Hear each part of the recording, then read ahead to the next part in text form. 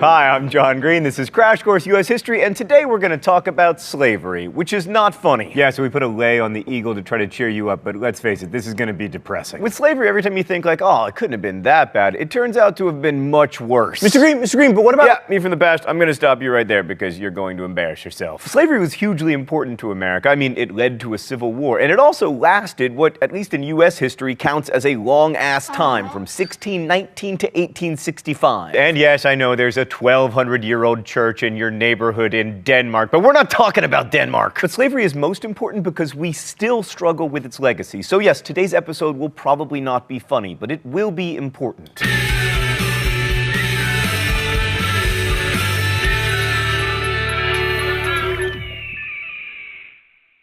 So the slave-based economy in the South is sometimes characterized as having been separate from the market revolution, but that's not really the case. Without Southern cotton, the North wouldn't have been able to industrialize, at least not as quickly, because cotton textiles were one of the first industrially produced products and the most important commodity in world trade by the 19th century. And 3/4 of the world's cotton came from the American South. And speaking of cotton, why has no one mentioned to me that my collar has been half popped this entire episode like I'm trying to recreate the Flying Nun's hat? And although there were increasingly fewer slaves in the North as Northern states outlawed slavery, cotton shipments overseas made Northern merchants rich, Northern bankers financed the purchase of land for plantations, Northern insurance companies insured slaves who were, after all, considered property and very valuable property. And in addition to turning cotton into cloth for sale overseas, Northern manufacturers sold cloth back to the South where it was used to clothe the very slaves who had cultivated it. But certainly the most prominent effects of the slave-based economy were seen in the South. The profitability of slave-based agriculture, especially King cotton, meant that the South would remain largely agricultural and rural. Slave states were home to a few cities, like St. Louis and Baltimore, but with the exception of New Orleans, almost all Southern urbanization took place in the Upper South, further away from the large cotton plantations. And slave-based agriculture was so profitable that it siphoned money away from other economic endeavors, like there was very little industry in the South. It produced only 10% of the nation's manufactured goods, and as most of the capital was being plowed into the purchase of slaves, there was very little room for technological innovation, like, for instance, railroads. This lack of industry and railroads would eventually make the South suck at the Civil War, thankfully. In short, slavery dominated the South, shaping it both economically and culturally. And slavery wasn't a minor aspect of American society. By 1860, there were 4 million slaves in the U.S., and in the South, they made up 1/3 of the total population. Although in the popular imagination, most plantations were these sprawling affairs with hundreds of slaves, in reality, the majority of slaveholders owned 5 or fewer slaves. And of course, most white people in the South owned no slaves at all, although if they could afford to, they would sometimes rent slaves to help with their work. These were the so-called yeoman farmers who lived self-sufficiently, raised their own food, and purchased very little in the market economy. They worked the poorest land, and as a result, were mostly pretty poor themselves. But even they largely supported slavery, partly perhaps for aspirational reasons, and partly because the racism inherent to the system gave even the poorest whites legal and social status. And Southern intellectuals worked hard to encourage these ideas of white solidarity and to make the case for slavery. Many of the founders, a bunch of whom you'll remember held slaves, saw slavery as a necessary evil. Jefferson once wrote, quote, "As it is, we have the wolf by the ear, and we can neither hold him nor safely let him go. Justice is in one scale and self-preservation in the other." The belief that justice and self-preservation couldn't sit on the same side of the scale was really opposed to the American idea, and in the end, it would make the Civil War inevitable. But as slavery became more entrenched and as ideas of liberty and political equality were embraced by more people, some Southerners began to make the case that slavery wasn't just a necessary evil. They argued, for instance, that slaves benefited from slavery. Because, you know, their masters fed them and clothed them and took care of them in their old age. You still hear this argument today, astonishingly. In fact, you'll probably see asshats in the comments saying that. I will remind you, it's not cursing if you are referring to an actual ass. This paternalism allowed masters to see themselves as benevolent and to contrast their family-oriented slavery with the cold, mercenary capitalism of the free labor North. So yeah, in the face of rising criticism of slavery, some Southerners began to argue that the institution was actually good for the social order. One of the best-known proponents of this view was John C. Calhoun, who in 1837 said this in a speech on the Senate floor: "I hold that in the present state of civilization, where two races of different origin and distinguished by color and other physical differences, as well as intellectual, are brought together, the relation now existing in the slaveholding states between the two is, instead of an evil, a good, a positive good. Now, of course, John C. Calhoun was a fringe politician and nobody took his views particularly seriously. Well, he was Secretary of State from 1844 to 1845. Well, I mean, who really cares about the Secretary of State, Stan? He was also Secretary of War from 1817 to 1825. All right, but we don't even have a Secretary of War anymore. And he was Vice President from 1825 to 1832.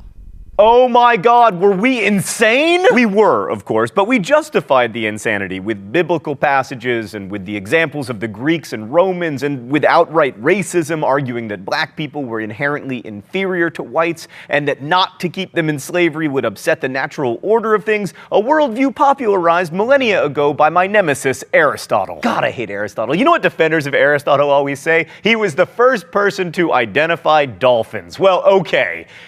Dolphin identifier. Yes, that is what he should be remembered for, but he's a terrible philosopher. Here's the truth about slavery. It was coerced labor that relied upon intimidation and brutality and dehumanization. And this wasn't just a cultural system, it was a legal one. I mean, Louisiana law proclaimed that a slave owes his master a respect without bounds and an absolute obedience. The signal feature of slaves' lives was work. I mean, conditions and tasks varied, but all slaves labored usually from sunup to sundown and almost always without any pay. Most slaves worked in agriculture on plantations, and conditions were different depending on which crops were grown. Like slaves on the rice plantations of South Carolina had terrible working conditions, but they labored under the task system, which meant that once they had completed their allotted daily work, they would have time to do other things. But lest you imagine this is like how we have work and leisure time, bear in mind that they were owned and treated as property. On cotton plantation, most slaves worked in gangs, usually under the control of an overseer or another slave who was called a driver. This was back-breaking work done in the southern sun and humidity, and so it's not surprising that whippings or the threat of them were often necessary to get slaves to work. It's easy enough to talk about the brutality of slave discipline, but it can be difficult to internalize it. Like, you look at these pictures, but because you've seen them over and over again, they don't have the power they once might have. The pictures can tell a story about cruelty, but they don't necessarily communicate how arbitrary it all was, as, for example, in this story told by a woman who was a slave as a young girl. The overseer went to my father one morning and said, "Bob, I'm gonna whip you this morning."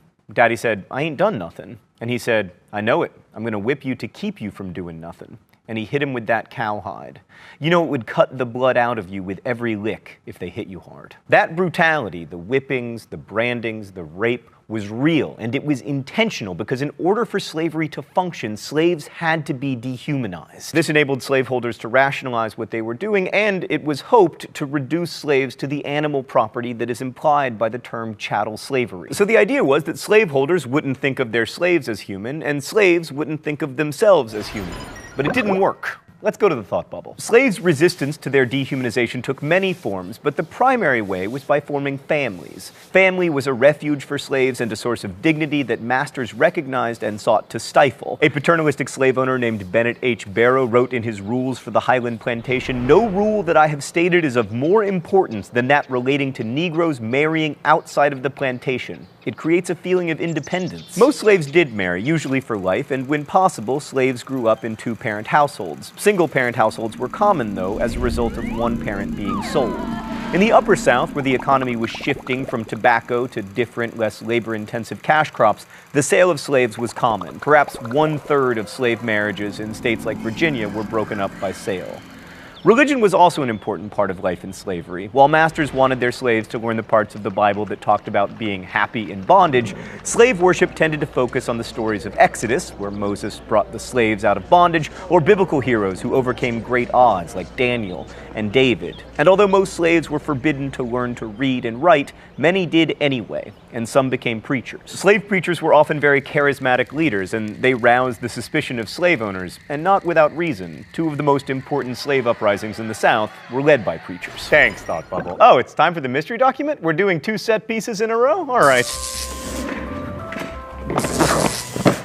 The rules here are simple. I wanted to reshoot that, but Stan said no. I guess the author of the mystery document. If I am wrong, I get shocked with the shock pen. Since I have been in the Queen's dominions, I have been well contented. Yes, well contented for sure. Man is as God intended he should be. That is, all are born free and equal. This is a wholesome law, not like the Southern laws, which puts man made in the image of God on level with brutes. Oh, what will become of the people, and where will they stand in the day of judgment? Would that the 5th verse of the 3rd chapter of Malachi were written as with a bar of iron and the point of a diamond upon every oppressor's heart, that they might repent of this evil and let the oppressed go free. All right, it's definitely a preacher, because only preachers have read Malachi. Probably African American, probably not someone from the South. I'm going to guess that it is Richard Allen, the founder of the African Methodist Episcopal Church.